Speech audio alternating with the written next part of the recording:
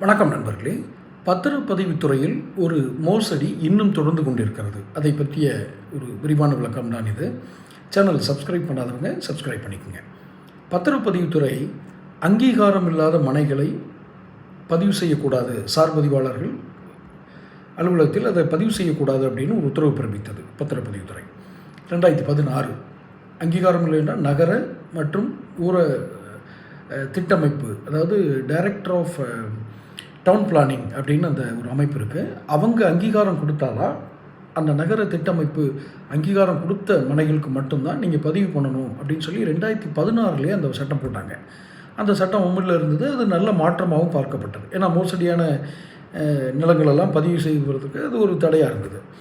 அதை மீறியும் சிலர் பத்திரப்பதிவுகள் நடந்ததாக குற்றச்சாட்டு எழுந்தது. அப்போ உடனே அவங்களெல்லாம் ட்ரான்ஸ்ஃபர் பண்ணி வேறு இடத்துக்கு ட்ரான்ஸ்ஃபர் பண்ணாங்க. அந்த இடத்த நமக்கு புரியல. இந்த ட்ரான்ஸ்ஃபருங்கிறது ஒரு தவறு செய்தவனை இன்னொரு இடத்துக்கு போனால் இங்கே பண்ணது போதும் அங்கே போய் பண்ணணுன்னு அர்த்தம். அவ்வளோதானே அர்த்தம். வேற என்ன அதில் புது விளக்கம் எனக்கு தெரியல. லாஜிக்காக அது எனக்கு புரியல. ஓகே, அது ஒரு பக்கம் இருக்கட்டும். ஆனால்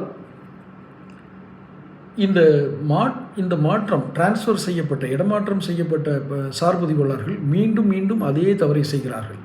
அந்த அங்கீகாரம் இல்லாத மனைகளுக்கு ரிஜிஸ்ட்ரேஷன் பண்ணுறது வைக்கிறது அதே தவறு திரும்ப திரும்ப பண்ணுறாங்க அப்படிங்கிற செய்தி வந்ததுனால இப்போ ரிப்பீட்டடாக அந்த தவறு பண்ணுற சார் பதிவாளர்களை உடனடியாக நீக்கணும், பணியை விட்டே நீக்கணும் அல்லது இடைநீக்கம், ஏதோ ஒரு விளக்கம் ஷோகாஸ் நோட்டீஸ் கொடுக்கணும்னு ஒரு லிஸ்ட்டு தயார் பண்ணுறாங்க. இப்போ தயாராகிட்டு இருக்கிறதா பத்திரப்பதிவுத்துறை தயார் செஞ்சிட்ருக்கிறதா ஒரு செய்தி. இந்த செய்தியே நான் முக்கியத்துவம் கொடுக்குறோம்னா, ஒருவருக்கு வீடு மனை வாங்குவது, அதில் வீடு கட்டுவது என்பது ஒரு மனிதனுடைய தனிநபர் லட்சியமாகவே இருக்கும். அதுவும் மிடில் கிளாஸுக்கு. அப்படிப்பட்ட ஒரு சூழல் இருக்கிற இந்த நேரத்தில் ஒரு தனி மனிதனின் கனவையே சிதைக்கிற ஒரு வேலை தான் இந்த மாதிரி அங்கீகாரம் இல்லாத மனைகளுக்கு இவங்க பதிவு பண்ணி கொடுக்குறது.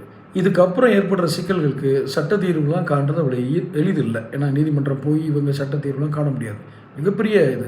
அதனால் பொதுமக்கள் இந்த அங்கீகாரம் இல்லாத மனைகளை வாங்குவதை தவிர்த்தாலே மிகப்பெரிய நிம்மதி அவங்களுக்கு கிடைக்கும் முதல்ல. அதனால் இந்த மனை வாங்கும் பொழுது இது அங்கீகாரம் இருக்கா இல்லையான்னு பாருங்கள். ஏன்னா சார் பதிவாளர் எதை வேணாலும் பண்ணிடுறாரு. அது எல்லாரையும் சொல்லலை, அந்த தவறு செய்த சார் பதிவாளர்களை இதை சொல்கிறோம். மக்கள் கவனமாக இருங்க. தொடர்ந்து பேசுவோம். சேனல் சப்ஸ்கிரைப் பண்ணிக்கோங்க.